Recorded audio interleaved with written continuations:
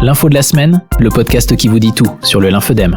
Suite de notre série de podcasts dédiés au lymphodème avec le docteur Stéphane Vigne. Bonjour docteur Vigne. Bonjour Jessica. L'occasion tout d'abord pour nous de vous remercier pour votre écoute, votre fidélité et pour vos nombreux partages de ce podcast sur les réseaux sociaux comme entre proches. Docteur Vigne, on peut le dire, l'info de la semaine, c'était votre idée. Bravo. Et c'est un vrai succès, ce qui vous conforte, j'imagine, dans votre constat qu'il y a une réelle attente, un vrai besoin d'information des patients et de leur famille. Oui, absolument. Et je pense qu'il est important de continuer ces podcasts pour encore informer et apprendre et diffuser l'information sur le lymphodème. Le sujet de notre podcast, c'est pourquoi traiter un lymphodème ? Je vous la pose, cette question, docteur Vigne. Pourquoi traiter ? Il faut traiter un lymphodème car si on ne traite pas, le risque, c'est l'aggravation progressive du volume qui peut devenir très important.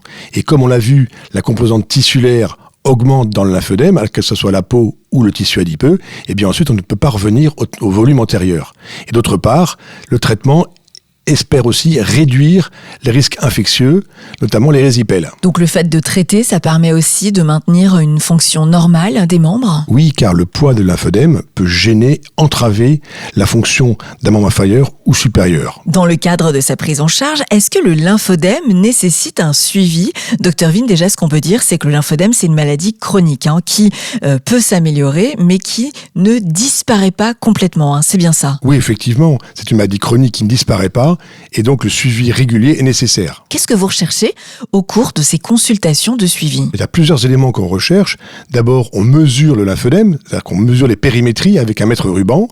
On demande l'évolution du poids, la survenue de complications, notamment les érésipèles, et puis si le patient fait régulièrement ses bandages et porte la compression élastique. Et les consultations de suivi, ça se fait à quel rythme ? Alors pour un lymphodème, c'est entre 6 et 12 mois, et dans les formes très stables, ça peut être jusqu'à 24 mois, que ça soit en téléconsultation vidéo ou en présentiel. J'imagine que l'intérêt de ces consultations, c'est aussi pour vous d'accompagner et de soutenir vos patients, notamment de renforcer, de relancer la motivation. Je rappelle que le lymphodème est une maladie chronique qui nécessite un traitement prolongé au long cours et parfois la démotivation fait qu'on suspend les bandages ou on arrête de porter la compression élastique et la consultation est faite aussi pour restimuler et remettre sur les bons rails le patient. Et c'est aussi l'occasion de faire le point sur la recherche et les évolutions autour du lymphodème. Vos patients s'intéressent à ce qui se passe, à ce qu'il y a de nouveau ? Complètement. C'est même une question importante dans la consultation, surtout à la fin. Docteur, qu'est-ce qu'il y a de nouveau ?